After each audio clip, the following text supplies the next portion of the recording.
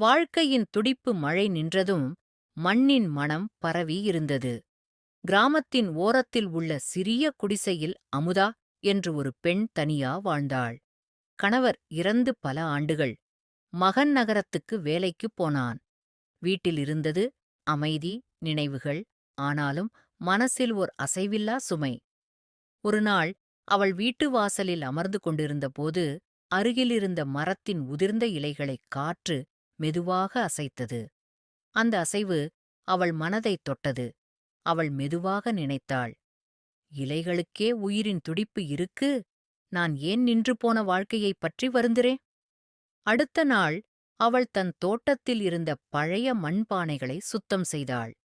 காலை ஒளி அவள் முகத்தில் பட்டபோது ஒரு புதிய ஆற்றல் வந்து சேர்ந்தது. புறாவுக்கு உணவாக தானியங்கள் போட்டாள். சிறிய சிறிய செயல்களே, ஆனாலும் அவளுடைய மனசுக்கு ஒரு துடிப்பு கொடுத்தது. பிறகு கிராமத்தில் உள்ள சிறுவர்களுக்காக மாலை நேரத்தில் வாசிப்பு வகுப்பு ஆரம்பித்தாள். அவள் சிரிப்பும் அவர்களின் சத்தமும் அந்த வீடு மீண்டும் உயிர் பெற்ற மாதிரி இருந்தது. ஆண்டுகள் கழித்து நகரத்திலிருந்த மகன் வீட்டுக்கு வந்தான். வீடு மாறியிருந்தது.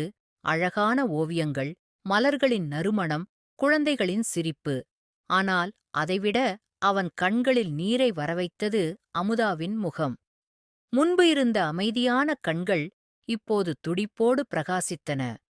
அவள் சந்தோஷமாக சொன்னாள், வாழ்க்கை நமக்காக காத்திருக்காது. நாம் தான் அதுக்குள் ஒரு துடிப்பை உருவாக்கணும்.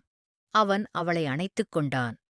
அந்த தருணத்தில் வீட்டின் சுவர்களும் கூட உயிருடன் துடித்தன போலிருந்தது.